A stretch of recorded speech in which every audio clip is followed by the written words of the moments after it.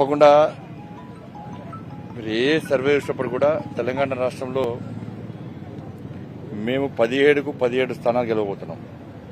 ఈసారి ఏదో హైదరాబాద్ పార్లమెంటు మాది, అన్ని పార్టీలు కూడా అక్కడ ఓవైసీ గెలుస్తాడు, అది ఎంఏ పార్టీ అడ్డా అని చెప్పి చాలా మంది తప్పుడు ప్రచారం చేస్తున్నారు.